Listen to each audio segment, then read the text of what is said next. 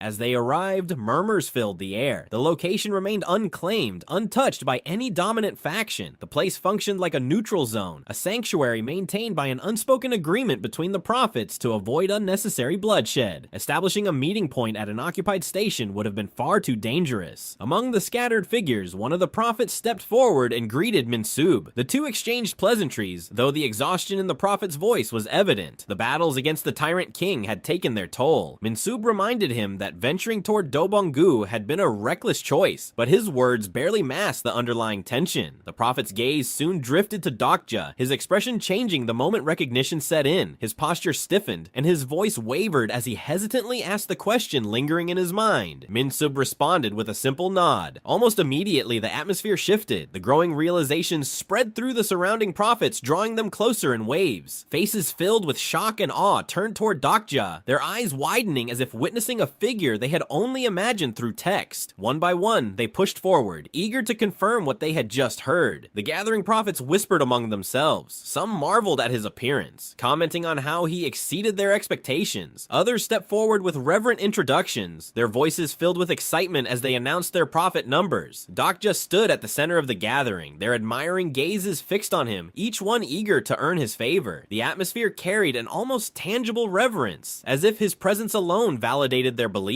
Among the prophets, one individual stepped forward with an expectant look. He introduced himself as the 1168th, his voice filled with a mixture of excitement and curiosity. His words revealed a familiarity with events that had only been mentioned in passing within the Ways of Survival, moments that had never been explicitly detailed. Dokja took note of the number. This prophet had likely read through at least 50 episodes, an impressive feat compared to the others present. The mention of Asmodeus further confirmed it. This person might have been the most well-read among them. Without hesitation, the prophet inquired about the current regression. His question held an underlying expectation, as if hoping for a different answer, but Dokja confirmed it. This was indeed the third regression. A subtle sadness flickered across the prophet's face, his demeanor shifting ever so slightly. Dokja inwardly dismissed the reaction. There was no need for disappointment. Junghyuk had already proven himself formidable in his earlier regressions. While the attention remained on him, another commotion unfolded nearby. A different group of prophets had gathered around around Hyun-sung, their voices filled with enthusiasm as they called out his name. They spoke with admiration, marveling at his physique, referring to him by a title he had never heard before, the Steel Blade. Hyun-sung flushed under the sudden praise, his embarrassment evident as he awkwardly denied the title. Meanwhile, another passing prophet turned their attention toward Hee-won. The question came with a tinge of expectation. Was she by any chance the famed naval commander? Hee-won's response was immediate and firm, a simple denial, given without further elaboration. The prophet accepted the answer without protest and moved on. As Dokja took in the scene around him, a realization settled in. This gathering, meant to be the night of the prophets, felt more like a chaotic marketplace. Voices overlapped, exchanges flared with enthusiasm, and the supposed mystique of the event was quickly unraveling into something far less dignified. Without losing focus, Dokja turned his attention back to the matter at hand. The demand for the weapon left no room for hesitation. The 763rd prophet eagerly stepped forward, moving toward the center of the platform. With a dramatic gesture, he removed the cloth covering the supposed secret weapon. Beneath the fabric lay a large stone. The moment Dokja's eyes fell upon it, a memory surfaced. Meteorites crashing down. A celestial storm witnessed from the rooftop of the theater. Recognition struck instantly. A meteorite. The confirmation came as the 763rd prophet explained further. He spoke with excitement, unaware of the growing unease settling within Dokja. According to him, the meteorite contained a powerful artifact, something of immense value. Dokja knew better. Meteorites didn't hatch instantly. It required time, an incubation period that couldn't be rushed. Yet the prophets had been tirelessly supplying it with mana, working in shifts to accelerate the process. They believed it would hatch that very night, convinced that their efforts would soon bear fruit. Something was wrong, a red meteorite. That detail alone sent a wave of alarm through Dokja's mind. Only someone who had read up to the fourth regression would possess knowledge of this. The implications were immediate and dangerous. His voice cut through the gathering as he demanded to know the source of this information. Who had revealed the existence of the meteorite? Who had led them to believe this was a weapon? Silence followed. The 763rd prophet hesitated, confused by the sudden intensity in Dokja's voice. The question lingered unanswered. Dokja's patience snapped. His voice rose in urgency, demanding to know who had brought the meteorite there. Who had set this plan in motion? The hesitation among the prophets was telling. Minsub finally spoke, revealing that the one responsible had not yet arrived. Panic surged. This was a trap. Dokja's thoughts raced, piecing together the sinister truth. There was no way someone who had given up early in the scenario could possess such knowledge. The idea of using the meteorite as a weapon was insanity, an unthinkable strategy that should not exist at this point in time. Then beneath them, the platform trembled. A deep rumbling shook the ground. The meteorite trembled violently, cracks forming along its surface. Dokja instinctively stepped back, alarm seizing his senses. This wasn't supposed to happen. Not here, not now. He had come to eliminate the prophets, not to get caught in their foolishness. A surge of regret flashed through his mind. Trusting these people had been a mistake. They hadn't even read the novel to its conclusion, yet they acted as if they understood its horrors. Confusion spread among the prophets. Their excitement drowned out the warning signs. Some gasped. Others whispered in awe. They truly believed the meteorite was about to reveal its supposed treasure. Dokja's voice rang out. He called for Hee-won and Hyun-sung, urging them to run. But before they could react, the energy expanded, spreading like a wildfire across the platform. A shimmering barrier rose, enclosing Enguk Station in an unbreakable prison. There would be no escape. He turned to Youngmin Sub, demanding to know if the 1124th prophet had orchestrated this gathering. But Minsub hesitated, uncertain. The meeting had seemed like a collective decision, not the work of any single individual. It didn't matter anymore. The trap had been set. Dokja ordered the others to stand behind him. Hee-won's voice carried a note of urgency, questioning why they weren't fleeing. The answer was clear. There was nowhere to go. The barrier ensured that. His mind raced. The fourth scenario hadn't even concluded, yet the catastrophe of the fifth was already unfolding before him. The meteorite at the center of it all wasn't a gift. It wasn't an opportunity. It was a disaster waiting to be unleashed. Depending on their size and color, meteorites contained either great treasures or unimaginable horrors. The one before him left no doubt. This was the kind that should never be hatched. Some prophets, still oblivious to the danger, reached out and touched the meteorite. A notification appeared before them, its message abrupt and alarming. The signs of the fifth main scenario had emerged. Confusion spread among them. Some read the message aloud, their voices filled with disbelief. Before they could process the situation, the surface of the meteorite cracked further, unleashing a blinding red light. The first to be touched by the glow was a prophet standing too close, his face frozen in awe. A second later, his head was gone. His body collapsed limply to the ground, lifeless like a discarded doll. Panic erupted. Shouts and screams filled the air as prophets stumbled backward, desperate to escape. Dokja's thoughts raced. The mistake was clear. They had been deceived by the meteorite's color. In Junghyuk's third regression, the one he found had also been bright red, but this wasn't the same. The realization settled deep in his gut, heavy with dread. He could only hope, no, pray, that it wasn't a major catastrophe. The meteorite cracked apart completely, and molten lava surged from within. The platform beneath their feet ignited, releasing an acrid stench that burned the throat. Heat engulfed the air, making it harder to breathe. The entire environment was shifting. Then the message appeared. Tier 5 Fire Dragon, Lesser Dragon Ignir has appeared. The remains of the meteorite shattered, and from its core, a creature emerged. A dragon species, pulled into this world through unnatural means. A deafening roar shook the entire station. Dokja knew what this meant. This was a catastrophe. A hidden scenario was about to begin. Heewon's gaze flickered with uncertainty. The question was clear in her expression, but the answer was worse than anything she could have expected. This entity wasn't meant to appear during the fourth scenario. Its presence was an anomaly, something that should have triggered immediate intervention. Then, in the midst of the chaos, sparks crackled through the air. A presence materialized, its form small, yet exuding an undeniable authority. This wasn't an ordinary dokebi like Baehyung. The mid-level dokebi observed the scene, his expression one of amused exasperation. The prophets had gone too far. His voice carried through the station, chiding the gathered humans for their recklessness. They had awakened a catastrophe before even completing their current scenario. Some among them were fortunate to have constellations who cared for their survival. Because of that, he couldn't let them perish. But that didn't mean he would lower the difficulty. Dokja's gaze remained locked on the dokebi, his mind analyzing every detail. A mid-level dokebi, and more importantly, he had stopped the lesser dragon from moving. Sungguk's frustration was evident, his voice rising in protest. The unfairness of the situation was clear. They hadn't even completed the fourth scenario, yet they were being forced into an impossible battle. The mid-level dokebi remained unaffected, finding amusement in their panic. There would be no adjustment to the difficulty, but to make things more entertaining, the scenario was altered. With a flick of its fingers, a message appeared before everyone, declaring the new conditions. The hidden scenario required them to either defeat the lesser dragon Ignir within the given time, or survive its relentless attacks. The consequence of failure was absolute